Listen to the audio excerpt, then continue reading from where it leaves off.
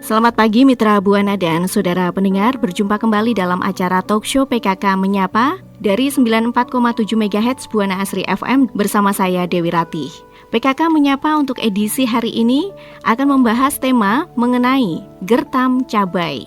Mitra Buana dan pendengar, PKK Menyapa untuk edisi hari ini bersama dengan Pokja 3, Tim Penggerak atau TP PKK Kecamatan Tanon, Kabupaten Sragen. Anda bisa menyimak talkshow PKK Menyapa ini melalui 94,7 Buana Asri FM dan live streaming kami di www.lpplbuanaasrisragen.com. Dan sudah hadir bersama kami dalam acara talkshow PKK Menyapa, diantaranya Nyonya Dwi Woro Rinaldi selaku Ketua TP PKK Kecamatan Tanon, kemudian Nyonya Sri Lestari, Ketua Pokja 3 TP PKK Kecamatan Tanon, dan Nyonya Ida Suryani, anggota Pokja 3 TP PKK Kecamatan Tanon. Baik, Mitra Buana, berikut akan kami hadirkan talkshow PKK Menyapa bersama Pokja 3, Tim Penggerak PKK Kecamatan Tanon, Kabupaten Sragen. Menyikapi fluktuasi harga cabai yang terjadi pada setiap tahun, maka penanaman cabai di lahan pekarangan merupakan salah satu solusi untuk membantu penyediaan cabai secara berkelanjutan di tingkat rumah tangga. Beberapa hari terakhir, harga cabai meningkat sehingga perlu diadakan gerakan menanam cabai. Gerakan tersebut merupakan upaya untuk mengajak masyarakat menanam cabai agar dapat memenuhi kebutuhan rumah tangganya sendiri. Selain itu juga sebagai salah satu terobosan mengatasi permasalahan fluktuasi harga cabai yang seringkali meresahkan masyarakat, terutama ibu-ibu rumah tangga. Dalam kesempatan ini, Pokja 3 TP PKK Kecamatan Tanon akan membahas tentang gertam cabai. Assalamualaikum warahmatullahi wabarakatuh. Pendengar Radio Buana Asri yang berbahagia dimanapun berada, pada kesempatan kali ini kita akan berbincang-bincang tentang gertam cabai dengan narasumber Ibu Sri Lestari sebagai Ketua Pokja 3 Kecamatan Tanon. Pada kesempatan kali ini telah hadir Ibu Sri Lestari. Marilah kita sapa narasumber kita. Selamat pagi Ibu Sri Lestari. Selamat pagi, Assalamualaikum warahmatullahi wabarakatuh. Apa kabar Ibu? Alhamdulillah sehat. Boleh saya tahu Bu, kegiatan Ibu setiap hari selain sebagai Ketua Pokja 3 Kecamatan Tanon sehari-hari seperti apa Ibu? Baik, terima kasih. Sehari-hari selain kami kegiatan di Pokja 3 Kecamatan Tanon, kami bertugas sebagai penyuluh pertanian di Kecamatan Tanon yang membawahi 3 desa, yaitu Desa Selogo, Desa Karangasem, dan juga Ketro. Wah, cocok sekali ya Bu ya ini. Sebenarnya apa Bu yang dimaksud dengan gertam cabai itu Bu? Gertam cabai merupakan gerakan nasional penanam cabai yang dicanangkan oleh Kementerian Pertanian. Program ini diharapkan dapat mendorong masyarakat untuk menanam cabai di skala rumah tangga. Nah, mengapa Bu kita itu perlu melakukan gertam cabai? Kita perlu melakukan gertam cabai dengan tujuan antara lain, yang satu, untuk meningkatkan ketahanan pangan keluarga. Yang kedua, untuk membantu menekan harga cabai di pasaran. Yang ketiga, menciptakan budidaya menanam dan mengonsumsi cabai secara mandiri. Yang keempat, memperkuat rasa kebersamaan dan solidaritas antar warga. Yang kelima, meningkatkan produktivitas pertanian dan kesejahteraan masyarakat. Yang keenam, mengurangi penggunaan pestisida kimia. Lalu bagaimana cara pelaksanaan gertam cabai itu Bu? Untuk cara melaksanakan gerta cabai antara lain, 1. Menanam cabai secara serentak pada waktu dan tempat yang sama. Yang kedua, memberikan sosialisasi tentang teknik bercocok tanam cabai yang baik. Yang ketiga, membagikan bibit cabai kepada masyarakat. Yang keempat, melatih tentang perawatan tanaman cabai. Oke, tadi Ibu menyebutkan bahwa salah satu tujuan gertam cabai itu adalah untuk membantu menekan harga cabai di pasaran. Bagaimana implementasinya di masyarakat seperti itu Bu? Dalam melaksanakan gertam cabai ini dianjurkan untuk melakukan penanaman minimal 20 batang cabai di setiap rumah tangga. Ibu-ibu diharapkan bersedia menanam pohon cabai setidaknya 20 batang di rumahnya. Terdapat sekitar 10 juta hektar lahan pekarangan di seluruh Indonesia yang kebanyakan tidak dimanfaatkan. Dari jumlah tersebut ditargetkan setidaknya 20% dapat ditanamin cabai oleh masyarakat Indonesia.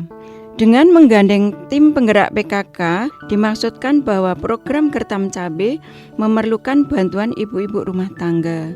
Terdapat 126 juta wanita dan 67 juta rumah tangga Indonesia. Bisa dibayangkan kalau 60 juta keluarga saja tanam 20 batang pohon per rumah tangga, hasilnya bisa menghasilkan 30 triliun. Kalau ibu-ibu bergerak bersama-sama, dengan demikian maka Gertam Cabai insya Allah bisa menekan harga cabai di pasaran. Wah, konsep ini menarik sekali ya Bu ya. Ini bagus apabila dilaksanakan program cabai ini. Tapi bagaimana bagi rumah tangga yang tidak mempunyai pekarangan? Karena rata-rata yang berada di perkotaan itu pekarangannya sudah tidak bisa ditanami Bu, sudah dicor seperti itu Bu. Untuk menanam cabai bagi yang tidak punya pekarangan bisa dilakukan dengan menanam cabai di polybag, galon bekas, ataupun bisa menggunakan plastik bekas minyak, ember bekas, kaleng roti, yang intinya bisa dimanfaatkan limbah rumah tangga. Menarik sekali ya Bu ya kalau menanam cabai di polybag seperti itu. Lalu bagaimana cara budidaya di polybag itu Bu? Kan beda budidaya di tanah dengan polybag. Salah satu budidayanya seperti apa? Perbedaannya seperti itu Bu. Sebelum ke cara budidaya cabai rawit dalam polybag, kita akan jeda terlebih dahulu. Tetap bersama kami dari Pokja 3 TPPKK Kecamatan Tanon. Baik, Mitra Buana, kembali lagi di talk show PKK Menyapa dengan tema Gertam Cabai. Bersama kami Pokja 3 TPPKK Kecamatan Tanon. Tadi sudah disampaikan oleh Ibu bagaimana tanam cabai di dalam polybag. Budidayanya di polybag itu seperti apa Bu? Baik Mitra Buana, cara budidaya cabai rawit dalam polybag atau pot tidaklah susah, sama seperti kita memelihara tanam lainnya. Cara budidaya cabai rawit dalam polybag atau pot tidak ubahnya seperti kita menanam bunga. Dari memilih benih atau bibit bunga, kemudian menyiapkan media tanamnya yaitu wadah plastik atau polybag atau pot, dan tanahnya yang dicampur pupuk organik atau pupuk kandang, serta menanam bibit bunga dan merawatnya hingga menghasilkan bunga yang diinginkan. Cara budidaya cabai rawit dalam polybag atau pot yang saya terapkan berawal dari sebuah riset sederhana, di mana ketika kita hidup di perkotaan atau hidup di perumahan yang lahannya sempit dan terbatas, kita bisa melihat berbagai tumbuhan, baik tanaman bunga ataupun tanaman buah yang jarang sekali diserang penyakit. Hal ini berbalik 180 derajat ketika saya pulang kampung, di mana tanaman apapun jenisnya pasti akan diserang penyakit. Seperti pohon mangga yang tumbuh di samping rumahku di kampung. Batangnya tidak pernah normal karena diserang hama penggerek batang. Jadi batangnya atau dahannya selalu patah dan lama-lama pohonnya akan mati. Kemudian saya memilih tanaman cabai rawit karena tanaman yang satu ini tidak akan terlepas dari kehidupan manusia. Dan harganya kadang-kadang menjadi isu yang hot sesuai dengan rasanya. Intinya tumbuhan ini vital bagi kehidupan saya dan para pecinta gorengan. Cara budidaya cabai rawit dalam polybag atau pot saya lakukan dalam beberapa tahapan. Tahapan pertama yaitu untuk mempersiapkan bahan dan alat. Untuk alat yang perlu dipersiapkan untuk menanam cabai, diantaranya kita menggunakan cangkul, garpu tanah, gembor, ember, dan sprayer. Untuk bahan-bahan yang diperlukan untuk menanam cabai rawit yaitu benih cabai rawit, pupuk kandang, urea, SP, KCL, bambu, pestisida, dan lain-lain. Media tanam merupakan berkembangnya akar dalam menunjang pertumbuhan tanaman. Dari media tanam ini, tanaman menyerap makanan yang berupa unsur hara melalui akarnya. Media tanam harus sudah siap paling lambat 2 minggu sebelum tanam, supaya terjadi pemadatan media yang sempurna. Media yang baik untuk digunakan terdiri dari tanah gembur atau tanah topsoil, kompos, dan sekam padi dengan perbandingan volume sama banyak atau 1:1:1. Aduk ketiga bahan tadi sampai tercampur rata. Kemudian masukkan ke pot atau polybag yang memiliki diameter minimal 30 cm. Bahan-bahan ini memiliki fungsi yang berbeda, namun satu sama lain saling mendukung. Tanah dengan sifat koloidnya memiliki kemampuan untuk mengikat unsur hara dan melalui air unsur hara dapat diserap oleh akar dengan prinsip pertukaran kation. Lalu sekam gunanya untuk menampung atau mengikat air dalam tanah. Sedangkan kompos untuk menjamin tersedianya bahan penting yang akan diuraikan menjadi hara yang diperlukan oleh tanaman. Sebaiknya kompos yang digunakan adalah kompos yang terbuat dari sampah dapur dan sampah rumah tangga. Tujuannya adalah untuk ikut serta dalam menjaga lingkungan, minimalnya yang ada di sekitar kita. Dari permasalahan-permasalahan yang ditimbulkan oleh sampah, di samping itu untuk menghemat biaya dalam pengadaan kompos. Sudah panjang lebar sekali penjelasannya ya Ibu. Yang menjadi pertanyaan saya, bagaimana dalam memperoleh bibit cabai yang baik, Bu? Baik, bibit merupakan faktor yang paling menentukan dalam budidaya suatu tanaman. Meskipun pemeliharaan telah dilakukan secara maksimal, tetapi tidak akan memperoleh hasil yang optimal kalau bibit yang ditanam dari benih yang kurang baik.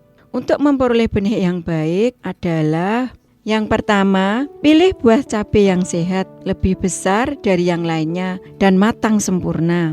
Yang kedua, buang bagian pangkal dan ujungnya. Ketiga, sayat bagian buah yang tersisa, kemudian ambil bijinya.